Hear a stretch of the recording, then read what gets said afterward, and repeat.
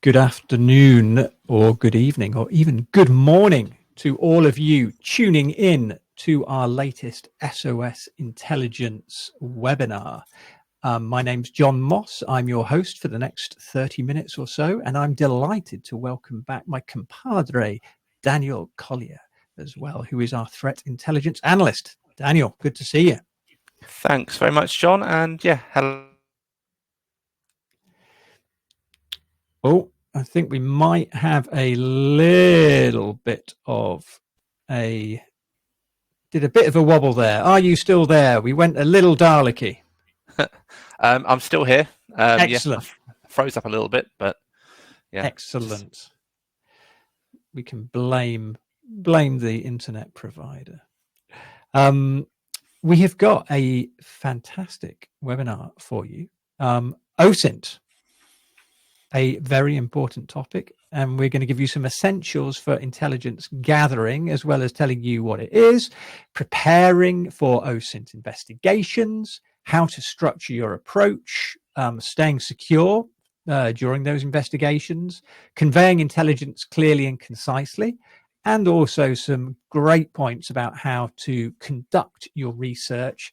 And importantly, at the end, we're going to cover the ethics of OSINT as well, which is something which a lot of people have requested. A little bit of housekeeping. If you look to the bottom right of your screens now in the browser, you can see there is a polls tab. We have a number of polls running there throughout the webinar today, so please do answer those. That'll be fab. And also you can see questions as well, and any one of you can submit a question today, and you can even upvote or downvote even questions as well, and we will be taking those at the end of the session. So no further ado, I'm going to go on to our first slide. Daniel, what is OSINT and why is it so important?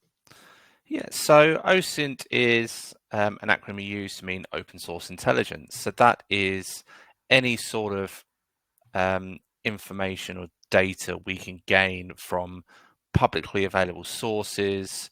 And so typically these include sources that are online, such as social media, publicly accessible databases.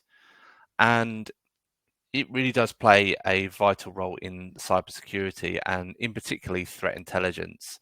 This is kind of where a good chunk of your intelligence is going to come from, because you can't do everything internally. There is going to be a lot more useful intelligence externally, whether that's through information becoming available online or other OSINT practitioners sharing their data. So it's very, very important to have a good eye and a good OSINT practice to make sure that you are gathering as much of this information as possible, because a lot of it's free. So it's free information to grab. So it's a valuable resource that, if you're not taking advantage of, then I think you are doing yourself a little bit of a disservice. Understood. And going back to those pre-internet days, it was obviously a lot harder without the internet, but it was still done very much, whether it was investigative journalism, whether it was the police force, whether it was, MI5, MI6, the FBI, the CIA. It's not something that suddenly cropped up because of the internet. It's got easier, admittedly, because of the internet, but people have been doing this for hundreds of years. Yeah, absolutely. I mean, depending on where you're from, I mean, a lot of records are publicly accessible. So certainly in the UK, you'd be able to go to your libraries or council buildings and request publicly available information that way. Things like newspapers and other sources of media would class as open source intelligence, and that'd be a good source of trying to find what you need. But definitely now that the internet has made everything easier, because it's just put everything into one place. It's right there in front of us right now. yeah, you're not having to go to every single different building to get the information you need. You can, yeah, certainly in the UK, which has made it very, very easy. I think one of our crowning glories is our amazing gov.uk website. It is the envy of the world, but getting information from that is, yeah, it's just so easy. Company's house, all the information is on there. Yeah, you want to do some basic information around vehicles. You can check out where are they taxed, are they Yeah. MOT'd. It's all there, ready and available to you. I go on that occasionally. If I see some dodgy van in the neighbourhood, I occasionally look at that and see, is it taxed or has it got insurance? There's a number of websites. I mean, there's obviously a lot of websites that do OSINT, but I think one of my favourites, which I get an RSS feed from, there's an old school bit of technology, which I still love. Bellingcat, I think, is one of my favourite investigative websites, and I know they do a huge amount of OSINT with some fascinating investigations. So if any of you out here have a little bit of time over a coffee or a tea this week, have a look at Bellingcat. That's a very credible organisation. Yeah, absolutely. I think their level of OSINT is kind of it is right at the top. I mean, they were very, very critical in identifying the people behind the poisoning of Sergei Skripal in the UK a few years ago. Did a lot of similar work to try and identify, particularly around the Russian state. They're very good at kind of looking into Russia and using OSINT from Russia in order to identify people working for the FSB, GRU, targeting foreign nations. I think if I remember rightly, I think they were looking at one of the poisonings, and they were looking at his flight records, wasn't it? And then matching the people who were flying and looking at passports and numbers and matching those. It was deeply impressive. So, preparing for OSINT investigations. This is I was looking at this morning when I was preparing for the session today. Laying the groundwork's super important, isn't it? So can you let us know a little bit of what you recommend for this, because there's a few bullet points there, but they're all important. So the crux of it is you don't want to kind of go in without having a plan in place. You need to have a good idea of what you want, what you need to know, and how you're going to get it. So for that, you need to kind of define very clear intelligence goals. What are you looking to achieve? And you kind of break these down into intelligence requirements. So as an example, there might be a ransomware threat group is targeting businesses in the UK. They're targeting a specific industry within the UK, which your company is part of. So your intelligence goal would then be to identify what do we know about this group, and then your finer intelligence requirements would be how do they attack systems, how do they move laterally, how do they maintain persistence, so kind of delving into elements of the MITRE attack framework. And while the framework might dictate they do this, this and this, but it doesn't give you the fine details, and that will be kind of what your OSINT investigation could generate. So you'd use those to define your intelligence requirements, and then you'd formulate your collection plan. So you'd have generated a series of questions and things you want to answer. So then now you look at, okay, how do I answer it? Where do I get this information from? And that kind of forms part of your plan. So you, rather than kind of going out onto the internet, just kind of searching willy-nilly, going onto Google, typing in a few things, you can be a lot more directed and kind of really dial into exactly where that information is, get everything sorted a lot quicker, but also make sure you are getting quality intelligence. Got it. And the internet makes it easy for us to do OSINT, easier, but like you just said, if you're not careful, it's almost where do you start? Which is where having this kind of preparation and laying the groundwork's so key, and also structuring your approach. I really liked this slide in particular because it sort of it sets it out really nicely. Absolutely, yeah. So here we've got the intelligence cycle. So any CTI analyst, should know this. It might vary depending on where you are in the world. They have slightly different names for each part. Some look a little bit different. They'll have different layers as well. But the overarching, concept is the same. So you need to understand your planning and direction, what you're looking to achieve, how you're going to achieve it. You need to go out and actually do the data collection. So how are you going to, which sources are you going to go to? How are you going to record that information? Do you do it manually by hand? Do you use specific software that captures all your actions on your browser as you're doing them? Do you take screenshots? Do you download data? This, that, and the other. You then kind of you move on to your processing, and how do I get that from basic data and turn that into intelligence? How do I analyze that into something that's a useful product for myself, for my stakeholders? And then kind of finally, how do I get that out then to my stakeholders? Is it through a report? Do I provide spreadsheets, presentations? So there are kind of lots of kind of things to kind of think about while you are doing that. And it's like with a lot of things that you might find a lot of interesting things, but it's almost as well that presentation is so important because you've got to decide what do you do next. Absolutely, yes. So you can't.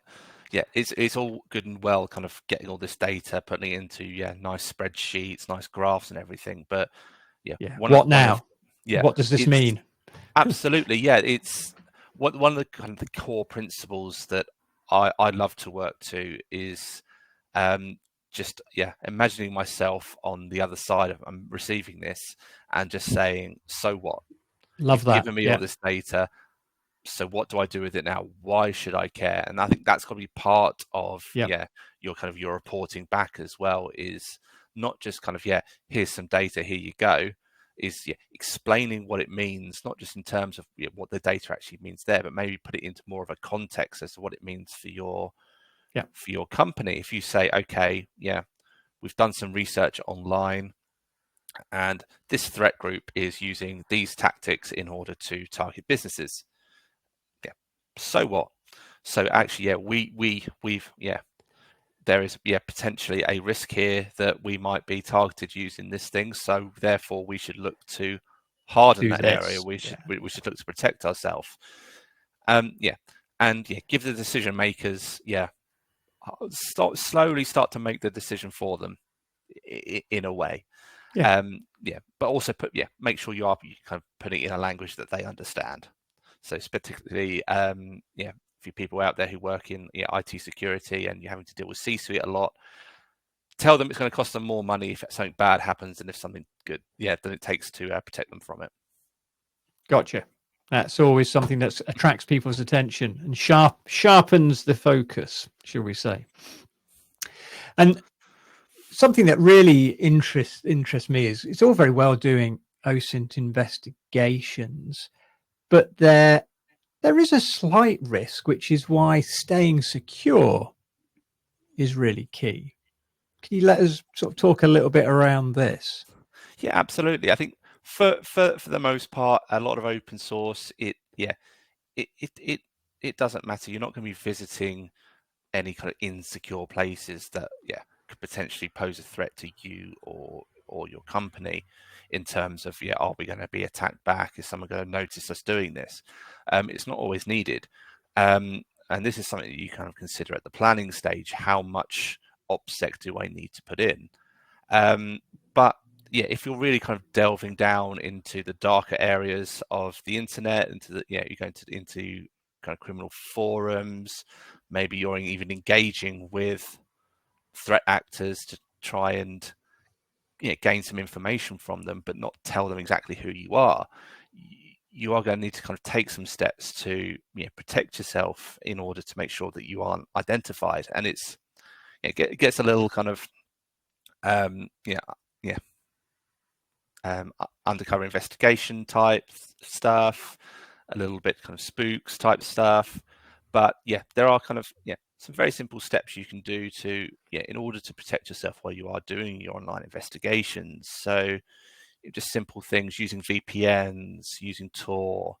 I always do all my open source through a virtual machine as well, so it really kind of hides what my device is as well. So people can't, if they were to take a look and we're able to have a look at my device, then they'd see that okay, this person's running a Linux OS, whereas my actual device I'm on is a Windows OS, so they can't really see that. It's about using securing everything, using false persona profiles, so made up accounts, using anonymized services. So things like Proton Mail are very good for generating email addresses with very little amount of fuss, and they don't log anything. So there's very, very little information there. If someone were to get the details about your account, they wouldn't really know much about you. The same for using VPNs. Some VPNs more than others do store information about you. Again, Proton do have their own VPN service now as well, which is very, very good. Allows you to come out anywhere in the world, and it's very good at hiding you. But it's also kind of simple things as well as kind of making sure you separate your work and your personal activities. Don't don't do your personal stuff on your OSINT your device. Don't log into anything that you wouldn't normally do. And even within the browser as well, try, as if you've got multiple different false fake accounts on different sites, try and keep them separate as well. Firefox does contain a technique called containers, which is very, very good at kind of basically having a little section within the browser just to keep those particular accounts separate from something else. So you could have a social media container, a forum container, a search engine container, and it's very, very keeping that data from blending together. And so they can't put together, okay, that person who's accessing all those social media accounts is also the same person accessing all those dark web forum accounts. They must be the same person. It kind of limits that exposure as well. Got it. Very, very useful, Daniel. Thank you. Something we touched on a little bit, but we actually have a dedicated slide to this, and this is conveying the intelligence clearly and concisely for some of the reasons we've already discussed. So we've talked around making sure that it's legible, it's good clarity, and also those important takeaways. It's all about just understanding your audience and presenting something that is going to be understandable to them and kind of achieves the goals that you are trying to achieve as well. Got it. Thank you.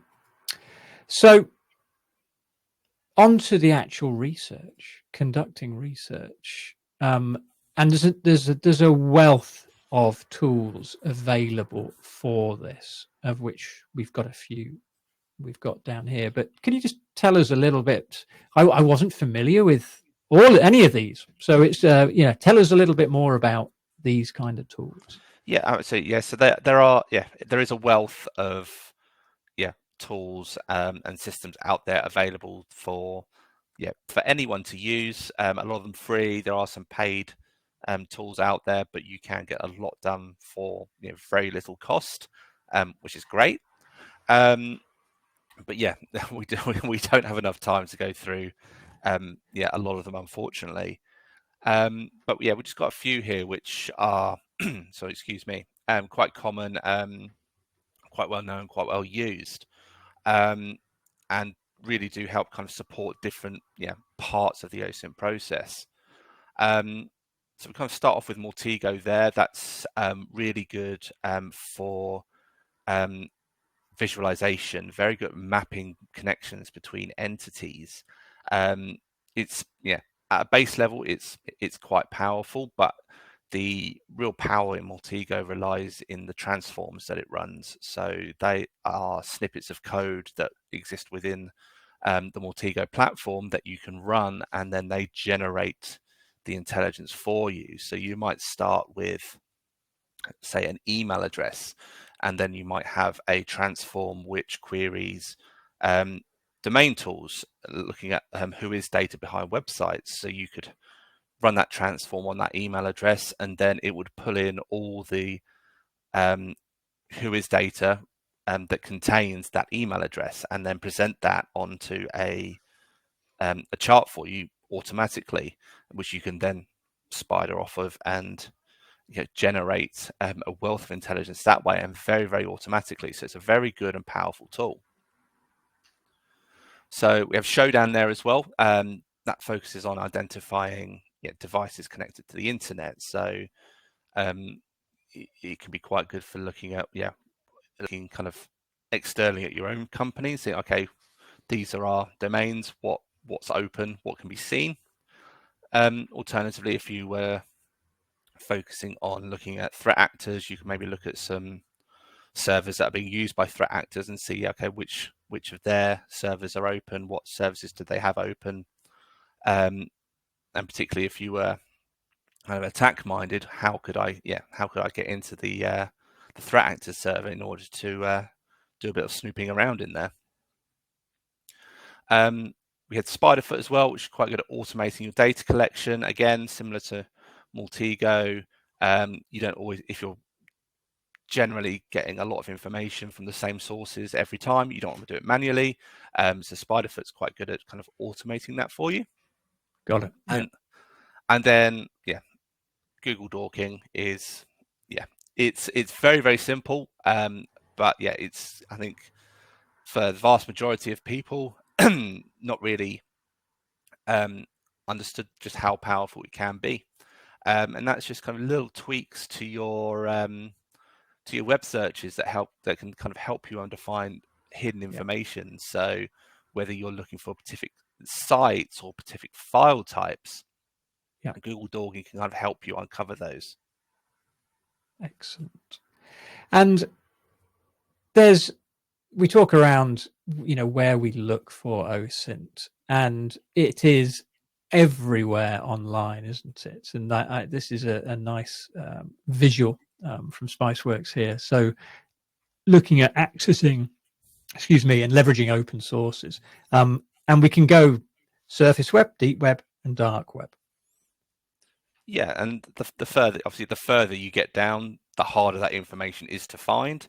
But everything is there if you are kind of willing to go mining for it. It's sometimes you might need specific accesses or specific tools.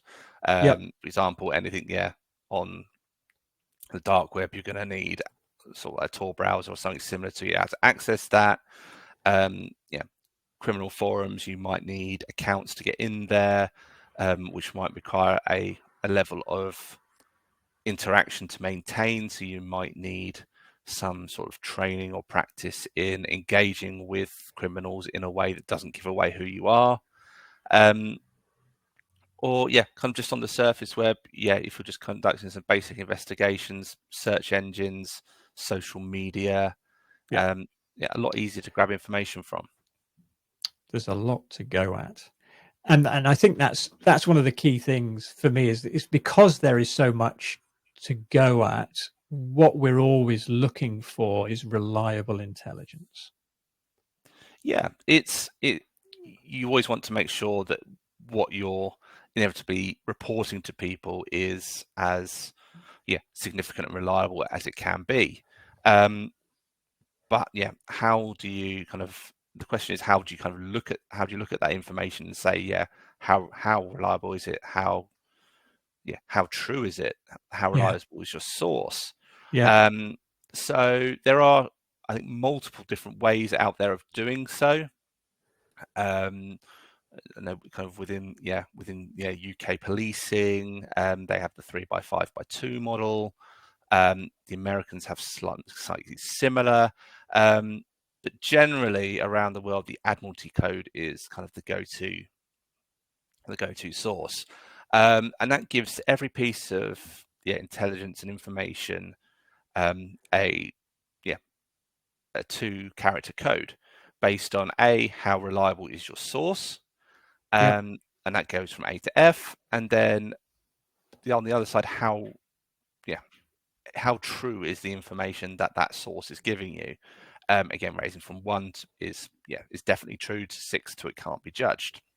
Got it. And Okay. using that kind of process across all your kind of your intelligence gathering, it helps people who are reading it, who haven't done that research, to understand, okay, we've got this information, but it's not from a very reliable source, so we can't say that it's actually the actually what's happening, so we don't want to rely on it. Or you might get something that comes in at A1 and say, okay, yeah, perfect, we can take action on that intelligence because we know it's true, that's definitely what's going to happen.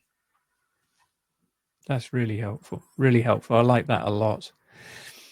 Now, something we mentioned at the beginning that we're going to cover now, which falls across everything to do with OSINT, and that's the ethics around this. And it's something that I think people like Bellingcat are very transparent about.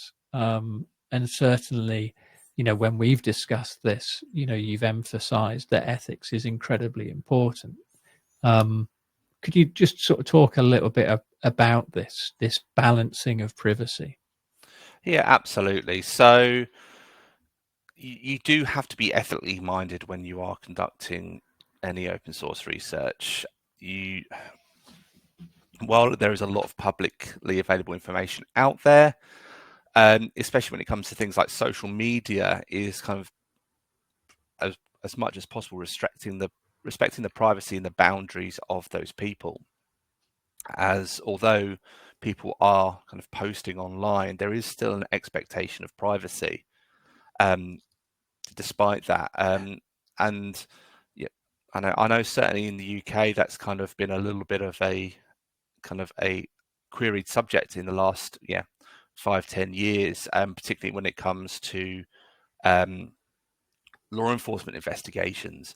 That how far do we go before you start interfering with someone's privacy, even if it's kind of looking at their social media? And it's quite a harsh test in the UK now, that you can have a look, but as soon as you start recording information about people, then it starts kind of wandering into surveillance a little bit. And certainly from the public side of things, you need very strong authorities to be able to do that. But also on the private side, with private companies, you're not always bound by that sort of legislation, but I think there is still kind of that expectation there, and acting with people's data in a way that is not kind of what they'd like, or what they deserve. Yeah. And the example here is Cambridge Analytica, which was kind of Oof. generating and scraping vast amounts of Facebook data. We've done a little case study on that, so if you want to have a look at our blog site, that's in there as well. But essentially they were gathering all this data without people's knowledge, and kind of using that to generate content in order to sway opinion. And the company got destroyed over it, because they were they're taking all this data without people's knowledge, without people realizing what they were doing. So you do have to kind of give good consideration for even if it's unintended, just avoiding harm wherever possible. Yeah, absolutely. And staying within the legal framework, there's a number of things that we've got here as well. You know, we have GDPR, we've got privacy law basics as well. So I think always having this at the back of our minds is key. Absolutely, yeah. Especially if you're gathering large amounts of data that might have some PII within that as well.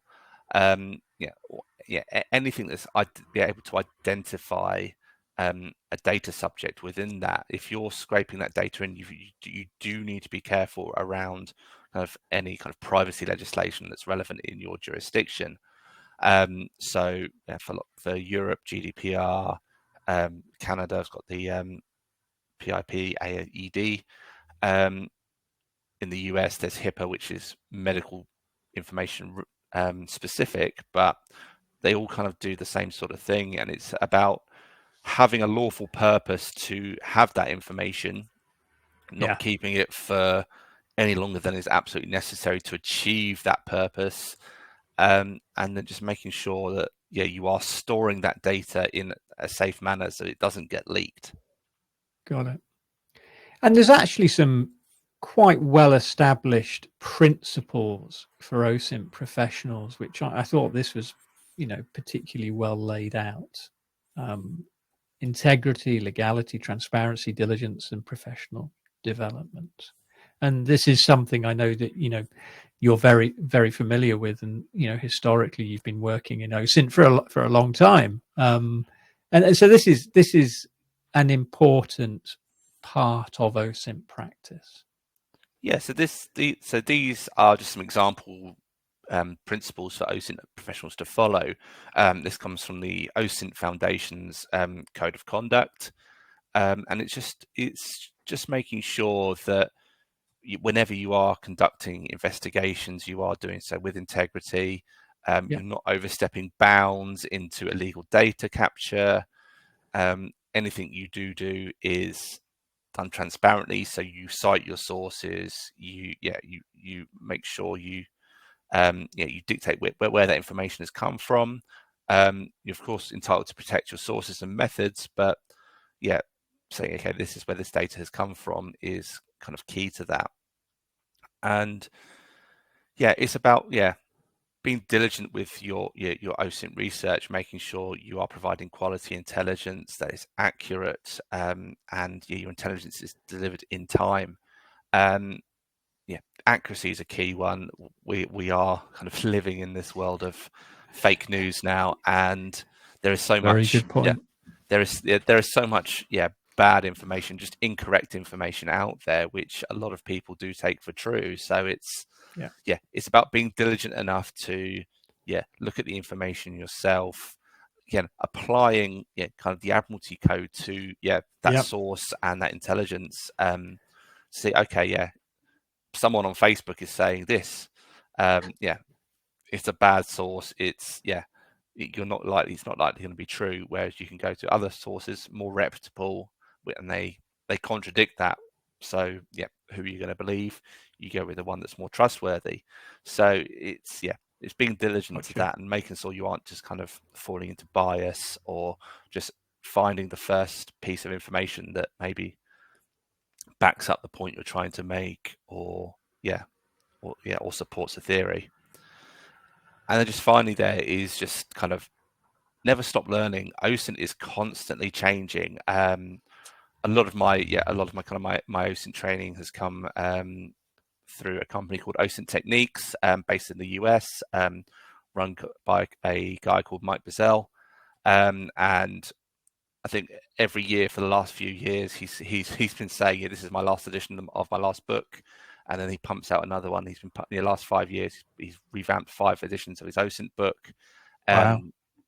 because it's constantly changing, and techniques that existed last year won't work this year, and Yep. and the new techniques from this year won't work next year. So it's constantly the environment is constantly evolving, so it does require constant professional development to keep up to date with your best practices, keeping your skills up to date, because like any skill, they do atrophy, things change, and then your capability isn't as strong as it once was. So just kind of keeping up to date with that is key.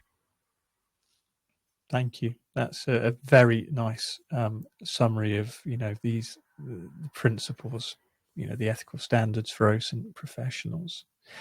I'm conscious of time, everybody. Where has 35 minutes gone? We have got a little bit of Q&A time if anybody has some questions, but as always, Daniel is very kindly said he'll be able to answer anything via email as well. So you can send an email to Daniel at sosintel.co.uk.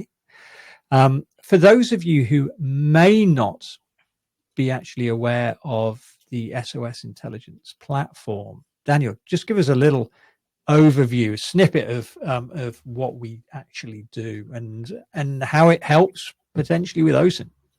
Yeah, absolutely. So we are harkening back to a few slides ago when we looked at the intelligence cycle. So as a company, SOS Intelligence is heavily involved in the collection side of things. So we can do a lot of the heavy lifting for you in terms of looking out on the dark web, criminal forums, Telegram channels, phishing servers, collecting all that information for you and putting it into a singular platform where we can make that searchable, or more importantly, and our key function is using alerts to alert you when your data is coming across our platform. So as soon as we ingest that data, we can ping you an alert to tell you that something that you're interested in, whether it could be an email domain, a web domain, an IP address, or if you're particularly interested in any particular threat actors. Anytime we generate any information relating to those, we ping you an alert. So we're doing a lot of the heavy lifting and being in many places at once, so you don't have to then go out to all these different sources and check them all. We can do that for you. That's a very, very nice overview, and something that we have, proudly displayed on the homepage, which I encourage you to go and have a look at, sosintel.co.uk. And also on the blog there as well, we have some fantastic long form articles which Daniel has written, as well as CVE reports which go out on a Monday as well. So well worth putting that RSS feed in your reader. And you can subscribe to the newsletter as well. There's plenty of prompts on the site for you to pop in your email address. And I promise we do not bombard you. We send you value. Business risk insight using cyber threat intelligence.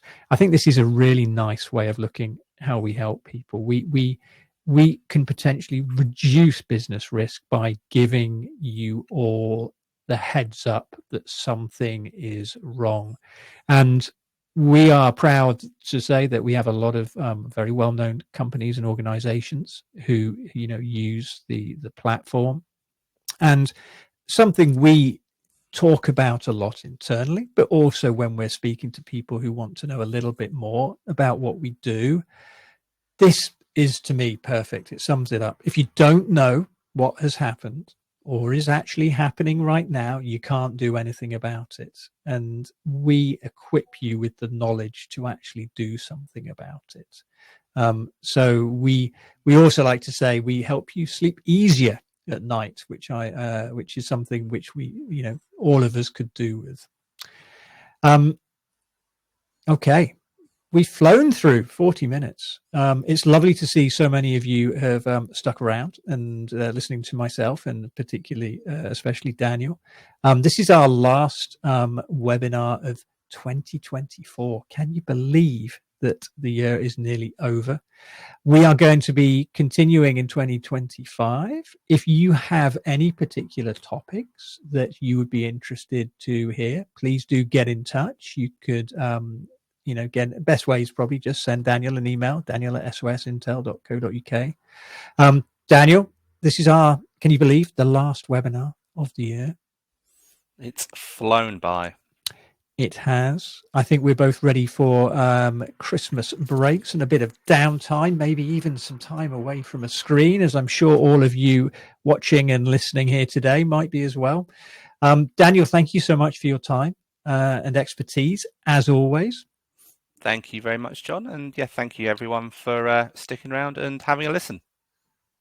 We will see you in 2025 and have a wonderful Christmas and holiday season and a very happy and safe start to the year.